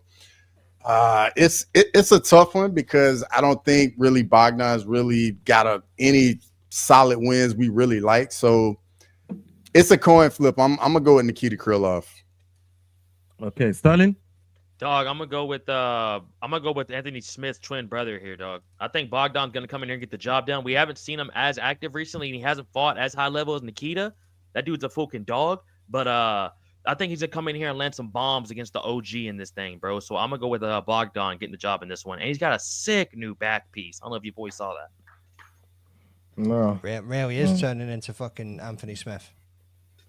Yo. Don't do that. I'm going to go with Nikita Krylov in this fight. I think he's got more experience, and that experience is going to shine through against Guskov. So I'm going to go with Nikita Krylov for the win. Olin? I'm just going to call it out, man. Sterling picking the guy that looks like Anthony Smith does feel right. Come on. But I'm with Cross here. I just don't understand necessarily what Bogdan has to offer for Nikita Krylov. The grappling of Krylov is very, very high level. We're talking elite level stuff here. And we've seen Bogdan Guskov more often than not struggle with elite level grapplers. So I think this is going to be a rinse, wash, and repeat, just like the shampoo bottle says. I think the guy goes out there, lays it on Bogdan Guskov. I think this is probably going to be one of Bogdan's worst performances in the UFC, but it's ultimately going to cause him to grow and learn a significant amount in the sport. And I don't think this is the last fight on his contract, so it'll just be a bump along the road for him. I disagree. I'm going with Bogdan here. I think I disagree. Bogdan is a little underrated here, man. And I feel like with Nikita Krylov, yeah, he's seen a lot of top competitors, that's for sure. But when you look at some of the people that Bogdan's been finishing in his last 3 fights, Ryan Spann, who just done really, really well recently, Zach Pauga, and we got Billy Elekander that we're talking about, going in there to fight Ibo Aslan. So he's got wins against all these guys. And I think he's gonna put it on Nikita Krylov and get him out of there. I think he's gonna knock him the fuck out. He's chinny, bro. You. And I think Bogdan go do that boy dirty, man. What you say, Magden? I'm torn on this one. Like, I've got to win with the boys, and the thing is, on the Fantasy League show, I've got Bogdan Guskov. Come on, dude. I should really be backing the boy. But at the same time, what you guys were saying, I just don't know what he really has to offer against Nikita Krylov. But then you also need to think about the experience. Power. Like, I was going to say that. The power's there, but do we see Bogdan Guskov being one of the guys right up there? You know what I mean? Top of the light heavyweights or not? Bro, I think so. It's not trying to do that with this fight. I know, he's not trying to do that with this fight. He's just trying to knock Krylov off. That's it. No, work his way up. I know, I get it. But what I'm saying is, if you go and walk back at Nikita Krylov, you know what I mean? It's Dominic Reyes, Magomed Ankalaev, Glover Teixeira, Jan Blachau, fucking Blachowicz, whatever you want to call him. That's pretty good. Like, that was close. It was close. That's probably like one of the worst names I ever have to fucking pronounce, by the way. I never get it. He's only ever lost against the boys that are up there, top dogs. You know what I mean? Like, so it's a tough one, bro. It's a tough one. They got a common opponent as well. Let's go. Come on. I'm going with Bogdan. Let's go. I'm doing it. I'm sticking with the boy. Let's fucking go, man. Evil Anthony Smith. All right. Let's get on to the next one on the docket. Everybody's been right. Paul Craig. Yeah. Thank God for that. I ain't fucked that up. Finally. Let's go to the next one on the docket. We got Asu Almabayev versus Jose Ochoa. Jose Ochoa coming in with a record of 8-1, and we got Almabayev coming in with a record 21-3. This fight is happening in the flyweight division. What are the live odds on this one, please, Cross? Azu Almabayev is a -122 favorite, and Jose Ochoa is a +102 underdog. Okay, Sterling, we'll come to you. Can you say what that last name again for me, Cross? Ochoa. Ochoa. I'm going with Ochoa. I was trying to look it up right there, so I don't want to have to butcher. You love Ochoa, don't you? I hate you guys, man. I hate you guys. I'm going with Ochoa on this, boys. I think this fight's going to be another pick'em. I think these boys are going to come out here and absolutely have a Brandon Royval, Joshua Van fight. I think he's going to be standing on the feet for most of it. I think it's going to be an absolute fucking scrap. So give me Ochoa in this. Yao? I'm going to go with Asu Almabayev. Fortunately, he's an underdog. When I picked him, he was a favorite. So great, it's gone the other way. So I get a dog here. He ran, when he fought Manel Kape, he ran a 1-minute mile in that fight. But I think he's going to have just enough to beat Jose Ochoa in this fight by decision. Olin? Yeah, I'm going Asu Almabayev here. I think he has just a wealth of experience, like almost 3 times the amount of experience as his opponent, to be exact. And I just think he's a better fighter. He's fought far better opposition. And I'm to quote my guy McDane here, who quoted his girl Shania Twain earlier. Look, a win over Cody Durden, that don't impress me much, bro. And that's the only thing this guy's really got. He was giving Loner Kavanaugh he was giving Loner Kavanaugh everything he had and just couldn't really do much to him. He couldn't put him away. And I'll be honest, I think Asu Almabayev probably would do bad things to Loner Kavanaugh as well. So I'm going to Asu Almabayev here. This is one of my more confident picks of the night. Yeah, man. I agree. I'm not disagreeing this time. I'm agreeing with you. I'm going with Almabayev as well. He's just got so much experience on Ochoa, and Ochoa is always getting. It's just the Almabayev game. I don't think he's got anything for him. So yeah, I'm going to be picking Almabayev. Again, Asuma Almabayev. You know what I mean? All day, every day, for all the reasons you boys have already stated. There's not really much fucking meat on the bone left to chew on this one. You know what I mean? All round, better fighter. Yeah, fucking Jose Ochoa is going to come out. He's got a little bit of pace about him, but I think he's going to give up the later it goes. Almabayev's just going to keep putting it on him. He's not going to know what to do. All right. Everybody's been? Nope. Cross. Your time. I'm gonna go with Azu Almabayev as well.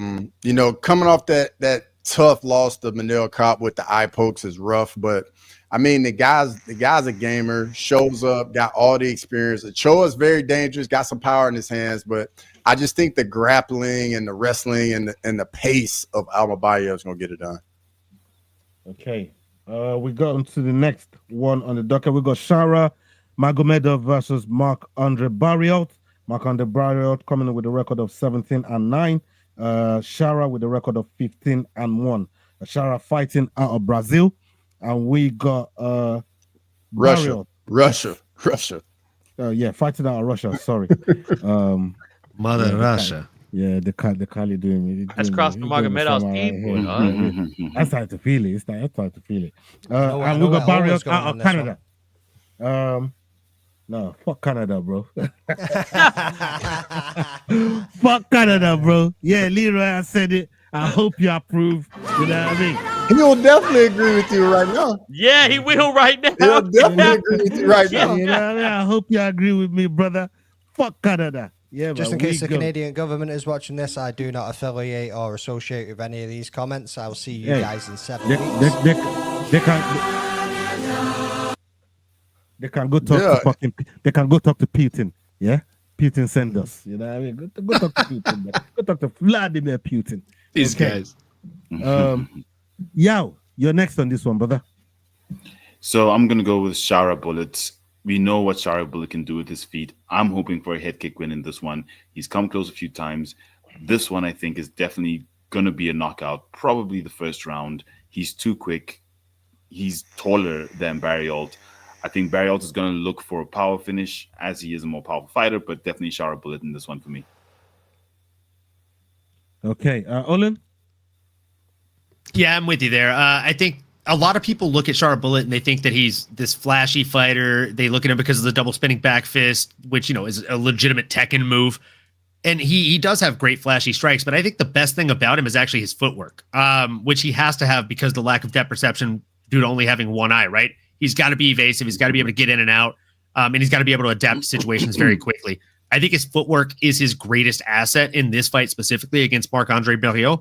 And I mean, the guy's nickname is Power Bar. To make a bad joke, I think he depletes the Power Bar across this fight.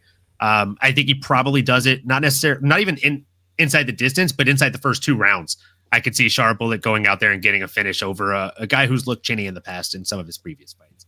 But make no mistake about it, Shara Bullet does get cocky, he does get arrogant, and he does rush in sometimes. We've seen it in previous fights. And if he does that against someone who does have one-shot knockout power like Power Bar, we could see the upset in this one. I just don't think it happens. About it. Hey, yo, Leandro. Didn't that boy... Oh, hold on. Put that comment back up.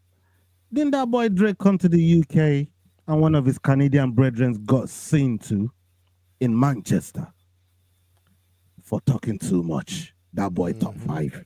Yeah, that boy top 5. He got attitude adjustment, man. You know what I mean? Coming over here in the UK, you know what I mean? Running his mouth, showing up and thing over here, but you know what I mean? Streets are militant out here, God damn it. Like we said, and we stand on it. Fuck Canada. You know what I'm trying to say? And that's why we're going with Shara Magomedov. That's why we go pick Shara to piece up Marc-Andre Barriault.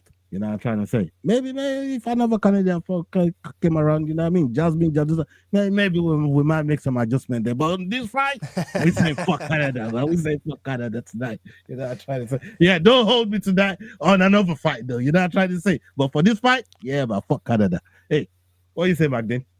I'm leaning Shara Bullet as well, boys. I mean, he's going to be hitting Marc Barriault up with, as they like to say, the loonies and toonies. Yeah, I mean, the ones and the twos are going to be coming at this motherfucker, and those leg kicks are going to be something different. The pace that he puts on him. I think the only thing that would stand out to me is as it gets to round 3, if he doesn't finish him, is Shara's cardio. We've seen him start wagging a little bit before, and that's where the experience that Barriault's got could start playing in his favor. But again, geographical. Shara ain't losing no decision no matter how the fuck it goes. You know what I mean? So, but I'm riding on a KO. I reckon he'll finish him. Cross? Yeah, I'm going Shar Magomedov as well. I think it's good matchmaking by the UFC to get Shar back on the right track. The MVP matchup was just a very tough matchup for Shar, but I think he gets back to his winning ways. Give me Shar Magomedov. Okay, Cross. No, Sterling. I'm Sterling? gonna go. You boys already described it perfectly. I'm going with the bullet as well. I think what Olin said too, to like credit his footwork as well. That dude throws like 10 to 15 kicks a minute as well. That shit's crazy with one fucking eye, and we all know he has one eye. Like what Bisping did was gangster as fuck, but like nobody really knew to the very like last 4 to 5 fights. Everybody knows this motherfucker can't see out of his eye, and he's still out here just doing his damn thing, son. So he's always exciting to watch, bro, and I can't wait to see what this dude does. But it's probably gonna be a knockout here by the bullet. Okay. Everybody's been. Yeah, you been? Mm-hmm. Yes, Yeah, I now have. started. All right. Okay. We go on to the next one. We got Peter Yan versus Marcus McGee. Marcus McGee coming in with a record of 10-1, and we got Peter Yan coming in with a record of 18-5. Yan fighting out of Russia, and we got McGee fighting out of the United States. This fight is happening in the bantamweight division. What are the live odds on this one, please, Cross? Peter Yan's a minus 360 favorite, and Marcus McGee's a plus 285 underdog. Yeah, I got a story on McGee, but when it's my turn, I'll drop it. But Olin, let's come to you. What are you saying? Yeah, I think this might be the most dogs I've ever picked on a card in totality. I think I'm at 5 dogs on the dock right now. I like Marcus McGee in this one a lot. I think the power is a big differentiator for him. And there's this thing about Peter Yan, like when he strikes very well. He has that kind of fundamental Muay Thai style, but there's something he does that's kind of the opposite of that fundamental Muay Thai style. He stands very flat-footed from start to finish. And he also has a vast problem of taking too long to download data in some of these fights, right? More often than not, we see him take the first round off almost entirely to download data so that way he can capitalize across the further rounds. This is only a 3-round fight, which I think significantly benefits somebody like Marcus McGee. And that's another one of the main reasons I'm leaning towards him. I think the power, I think the speed, and even though he's the older fighter here, we've got to talk about the wear and tear that's taken place across Peter Yan's career. The guy's fought in MMA and Muay Thai, and he's got over 20 professional fights in MMA alone. His opponents only had 11 pro fights. And before this, he was just essentially training and getting better and helping the fighters that we see, like Sean O'Malley, level up every time he's in camp. So I like Marcus McGee in this one. I might be eating my words. I might have egg on my face next week this time, but I think I might be right on this one. Yeah, okay. I'm going to be biased here, man. And this is just down to my bias. I'm going with Mother Russia, Peter Yan. I'm hoping he gets this done. I don't even know if he can, but I'm hoping he do. Just about 3 years ago, just over 3 years ago, when I was on the come up, man reached out to fucking McGee. Yeah. And he was trying to charge, man. He said, man, had to put some paper. He said, man, had to put some paper down. I said, bro, we brought the likes of Anakin and, other names, John Gooden onto the thing. And none of them's asking for money. I'm like, how you going to start? How you going to charge? He's like, bro, you want me on the thing? You're going to have to pay me, bro. And, bro, I removed him from my fucking something there. I've been waiting for this. I've been waiting for this for a long time, man. So I've been waiting for this for a long time. Somebody add that man to the bus. Yeah, he's definitely going to the bus, man. So Peter Yan, please, whatever you got, make sure you get this done, bro. You know what I mean? Please get this done for me. Yeah, man. I want some revenge on that motherfucker. What about you, McDane? What are you saying? I'm torn on this one. Like you say, like Yan usually takes off that first round, and the fucking leader of the Gorgonites might just fucking get it done. Like, the Gorgonites. It's a fucking tough I am one, Archer, like, emissary of the Gorgonites. That's an OG movie right there. It's right there. Yeah, I mean, but Yan, once he starts getting into that flow state in the second and third round, boy, yeah, I mean, shit changes. It's every time somebody that's moving up comes up and gets to pet Yan, he starts showing the fucking levels of where he's at and who he is. You know what I mean? And like you say, he takes off that first round, but the second and third is there for his, and it really is there for him to be fucking taking it. I think if Marcus McGee's going to get it done, he's got to get him early. But There's not many times you see Yan get caught early, so I'm going with Petr Yan on this one, boys. Okay, Cross. Yeah, for me, this got the similar type vibe with Sean O'Malley, Peter Yan. Like just like everybody says, Peter Yan downloads that data in the first round, but I think he's kind of figured it out a little bit. I mean, he did have a 3-round fight against Song Yadong in 2024. It was a 3-round fight, and he won a decision. So I think he's realized that he can't just come out and just give away the first round in these 3-round fights. Phenomenal matchup right here. Marcus McGee, definitely a game opponent, but give me Peter Yan and get it done. Sterling. Bro, I'm going with Peter all day in this, bro. I think it is a crazy matchup, like Alex said right here. I don't know. It is a wild matchup, but he's fought fucking everybody in the top 10, some of them multiple times. So it's kind of like, what the fuck are we going to do for him? But giving him Marcus McGee is probably the most interesting matchup they could have gave him with the guy still ranked. I'm going to go Peter in this, bro, but I think it's going to be a war, boys. Okay. Everybody been? Not yet. Nope. Yeah. I'm gonna go with Petr Yan. Just how he fights the boxing, as much as McGee also has a lot of striking, foot movement, head movement. I think Petr Yan's gonna just win him over with the boxing and his takedowns. If you've seen his judo trips, he's got some insane judo trips, and that always throws off any fighter. And I think that's how he's pretty much gonna get it done. Piece him up, drop him, distract him, and take that fight. Yeah, man. I like that. I like it. Okay. We got one last fight, the main event of the evening. We've got Bobby Knuckles versus Rana Derrida. Rana Derrida coming with a record of 20-2. And we got Bobby Knuckles with a record of 26-8. Bobby Knuckles fighting out of Australia. And we've got Derrida fighting out of the Netherlands. What are the live odds on this one, please, Cross? Robert Whitaker is a -155 favorite, and Rainer DeRitter is a +130 underdog. Okay. Olin, you're up. I'm taking the old dog in this one, bro. I like Robert Whitaker. I say the old dog, even though they're the same exact age, right? But he's the old dog in terms of who's been here longer, who's been fighting in the UFC longer, and who's been fighting, in my opinion, the better top tier competition for a much longer time. We're talking about a gentleman that stood inside of the UFC octagon for 50 minutes, just 10 minutes shy of an hour with Yoel Romero, who everybody who fights that guy comes out different on the other side, right? And he's survived not only both times, but won both times. The guy's an absolute stud. And yes, he got his jaw snapped, essentially, his teeth pushed into his face by Khamzat Chimaev. I know, Cross. I know. I always want to give you a reason to smile, big guy. But I digress. Like, he already had that issue coming in, apparently. There were some underlying issues. He's coming in with a brand new jaw. Maybe it's made of fucking titanium, like Conor McGregor's fucking shin bone. My foot was a balloon. Look at the moon. Was a fucking balloon. Look at the moon. So, honestly, I think Robert Whitaker should go out there and win this fight. He's going to look forward with pressure. He's going to constantly be putting something in RDR's face. And as we've seen before, RDR doesn't like that. And at the risk of getting judged in the chat and by you guys, I'm going to say it as I feel it.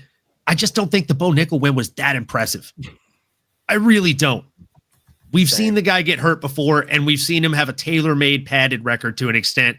And I think RDR was just a bad stylistic matchup for him.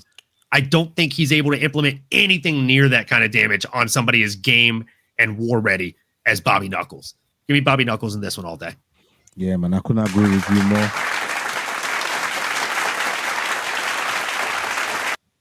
I couldn't agree with you more, bro. I couldn't agree with you more.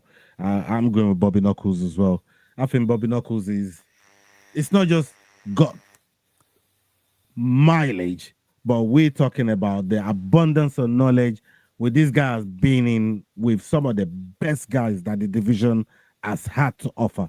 And yeah, we can talk about what Hamza did to him, right? But Hamza can do that. Cross Hamza can do that. Don't worry about it. Hamza can do that to anyone. Hamza can do that to anyone on his right. Right? Keep cooking. Keep cooking. Keep cooking. But I heard it. The reader is not Hamza. The reader is no Hamza. The reader is no Stylebender. Like, it's no Romero. The reader is none of those guys. And that's how I'm looking at it. Like some of the fighters that, and look, the reader is no DDP either. I'm keeping 100. I'm gonna keep 100 as well. Cause DDP got Robert Whittaker out of it. So I've got to put that in. I've got to put that in. The reader in DDP. But who's seen all of these guys? Robert Whittaker. He's seen all of these guys. Championship level fights. And for me, Robert Whittaker goes in there and you know, derails this young buck that's coming up. He's hungry, and we like the reader. You know what I mean? But I think Robert Whittaker derails him in this fight here. McDane, what are you saying? I'm going. But the Reaper boys, you know what I mean? For fucking life. Like, yeah, right, he fucking lost against Hamzat in absolutely disgusting fashion. But you go over and you look at Reina Dorita, yeah, he's got fucking 3 wins in the UFC since he came over and joined. One against Gerald Meerschaert, who was fucking piecing him up. You know what I mean? It was like 2 slow-ass snapping turtles in there, tapping away at each other. But until he caught him in the arm triangle choke in the fucking 3rd round, Gerald Meerschaert was winning that fight. I said the same thing when he went in there against Kevin Holland. I thought he was going to get beat by Kevin Holland, but it was one of those nights where Holland just fucking doesn't turn up and do what he's supposed to do. And then the one against Bo Nickel kind of came down to experience. It was 2 grapplers going in there. And Reina Dorita's got far more experience than Bo Nickel. And again, just showing the levels of what it is. Let's go back to Robert Whittaker's levels, like you mentioned, about everybody that he's faced throughout his career, all the experience that he's gained. And he ain't losing 2 fights in a fucking row, I'll tell you that, especially not in the fashion that he lost the fucking Hamzat. Papa got a brand new jaw, people. Papa got a brand new jaw. You know what I mean? And he's going to come in. Like I said a minute ago, turtles. Reina Dorita's too slow. He doesn't like to get fucking hit. The pace that Robert Whittaker's going to put on him, the combinations that he's going to be putting on him, and I don't think Reina Dorita is anywhere near the level of Hamzat when it comes to wrestling. Robert was surviving until his jaw snapped. Oh, as I said in that fucking Hamzat fight, all he's got to do is survive that 1st round. It would have been fucking a completely different ballgame. Unfortunately, it went the way it did. I don't see Reina Dorita snapping no man's jaw, even with his big fucking spoon chest, random ass fucking alien looking motherfucker that he is. You know what I mean? So, give me Bobby Knuckles all day, son. Cross. Where you at?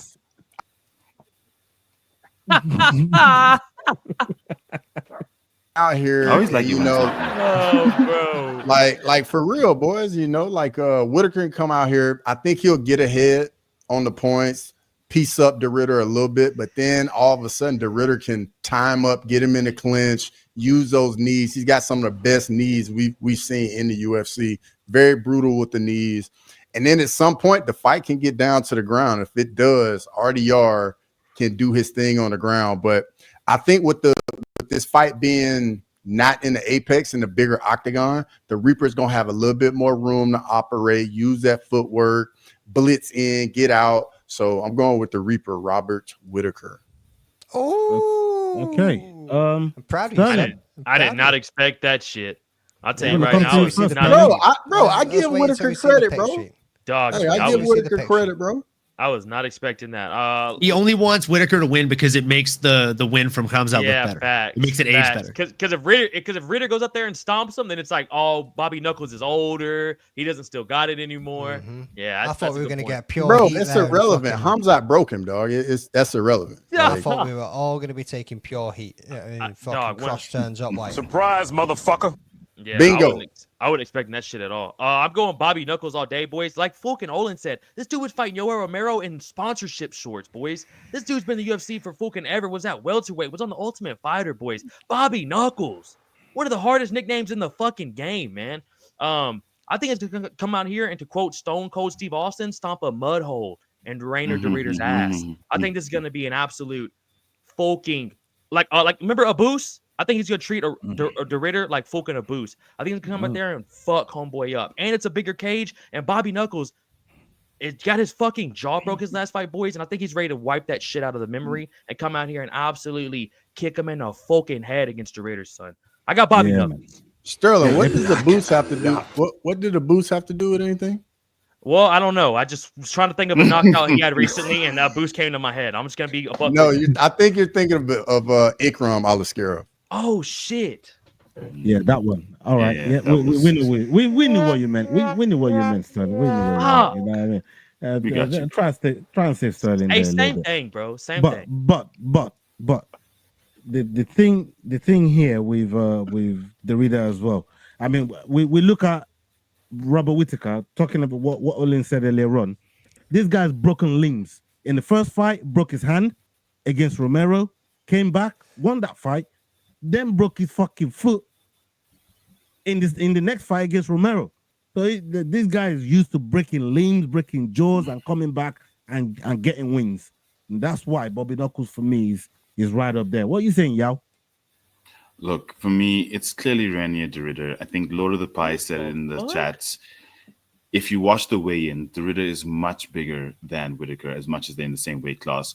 The fact is, de Ridder is more a light heavyweight, if anything, and Bobby Knuckles is more of a welterweight if he cuts. So you've literally got these two guys that are barely the same weight class. So I don't see how the Reaper does it. I'm going with Renier de Ridder. What the fuck, yo? Okay. Yeah, that one that took a mad turn.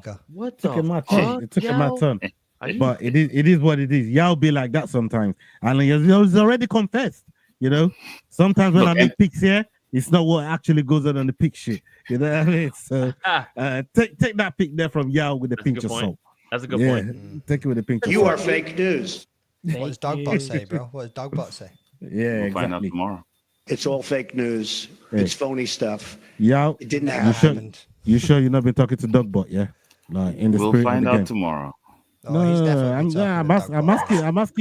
asking you man to man. Yeah, forget the AI, forget the bots. Hermano. Yeah? You've not been consulting AI or nothing. I have not been consulting anyone but the stats. That's all I want to hear. That's all I want to hear. He's been consulting the stats, putting them into a computer AI system, and seeing what it comes out. Only tomorrow. Only tomorrow.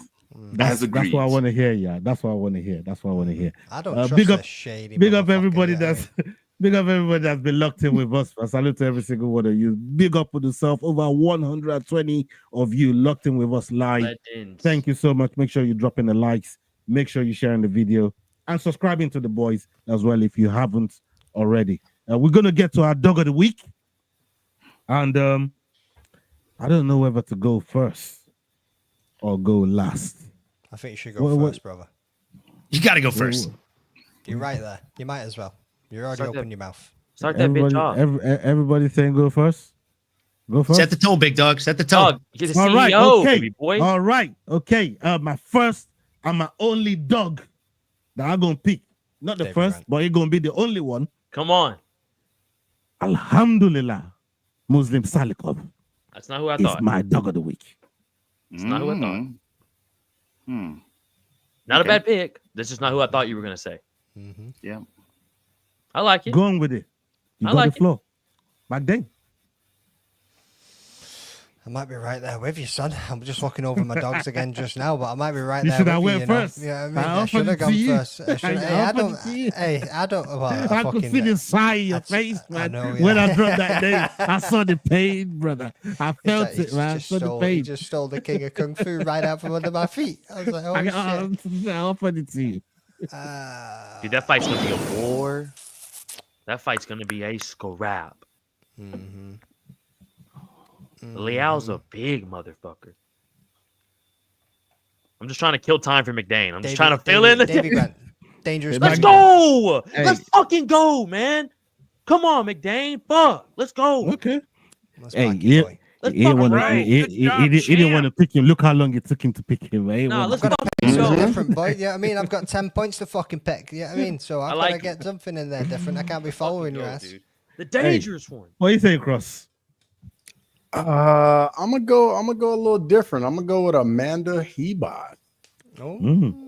Yeah, man. That's a we'll good wait one. until that pick sheet comes out. That's a We'll wait good till one. that pick sheet comes out. Sterling, you got something for us? My underdog doesn't really matter as much as y'all's. I'm gonna go Davey Grant no matter what though. But my underdog doesn't really. Y'all's underdogs have a lot more impact than mine.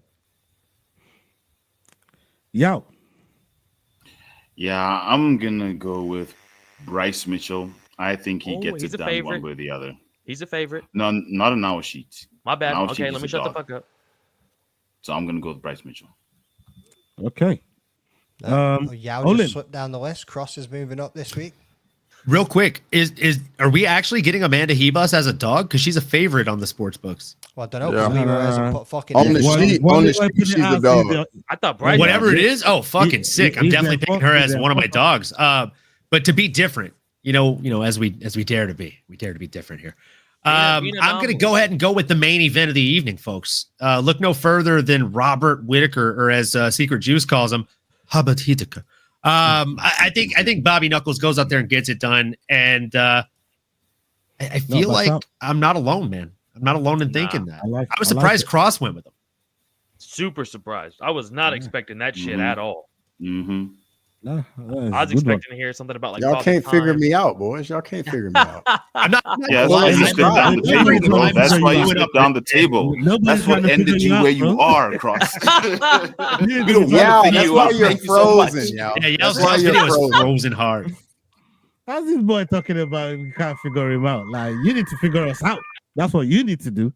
Ain't nobody trying to figure you out, bro. Like, Cross is the shaded one, dude.